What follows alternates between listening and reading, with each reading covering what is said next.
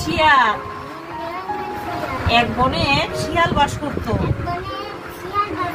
বনের কাছেই গ্রাম। গ্রামে কি করতে গেল? বেড়াতে গেল।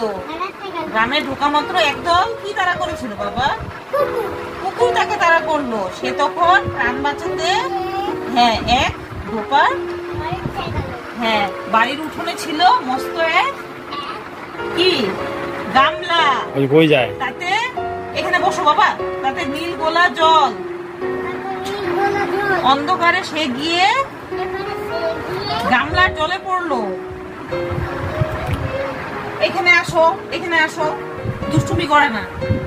গামলার জলে পড়লো। পরে সে যখন গামলা থেকে উঠলো তখন তার সারা দেহ কি হয়ে গেছে? নীল হয়ে গেছে। পরে সে বনে ফিরে এলো। বনের পশুরা কি হলো তখন? অবাক, এক অদ্ভুত প্রাণী বনে এসেছে। দেখতে শিয়ালের মতো, কিন্তু গায়ের রং নীল। বনের সব প্রাণী, হাতি, ঘোড়া, বাঘ, এমনকি সিংহ, সকলেই ভয়ে অস্থির। শিয়াল তখন মনে মনে খুব হাসছে।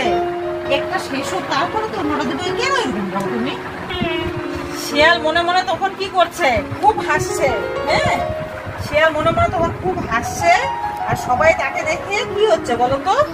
ভয় পাচ্ছে। কাটলো।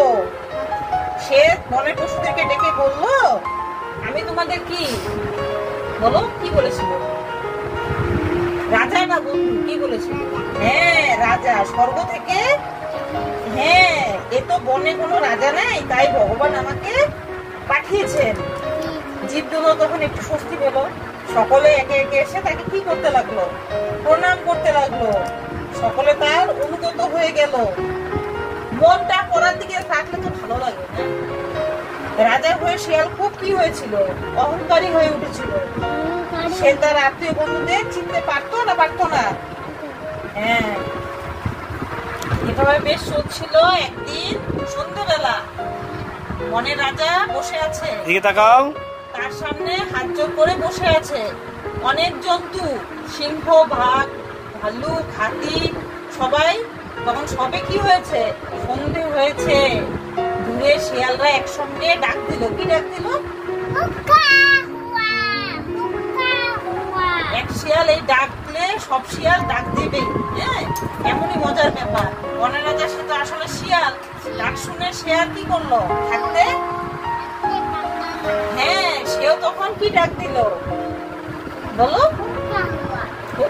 অন্য পশুরা সবাই আশ্চর্য হয়ে গেল। ছি ছি, আমরা এতদিন এই শিয়ালটা পুজো করেছি। বাবা কেন এত দুষ্টুমি করো? রাগে তারা খেপে উঠলো। সকলে একসঙ্গে ঝাঁপিয়ে পড়লো শিয়ালের ওপর। তখন আর পালাবার কি পথ নেই। নীলবর্ণ শিয়াল এইভাবে মারা পড়লো। তাতে লোভী তাঁতি না, নীলবর্ণ শিয়াল এবার মারা পড়লো। তাহলে এটার মানেটা কি দাঁড়ালো? সারাংশটা নীতি কথা। তাঁতি কি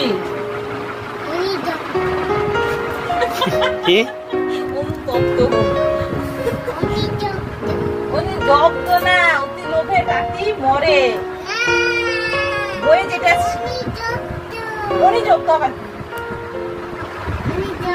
ঠিক আছে। কি গল্প বললা তুমি?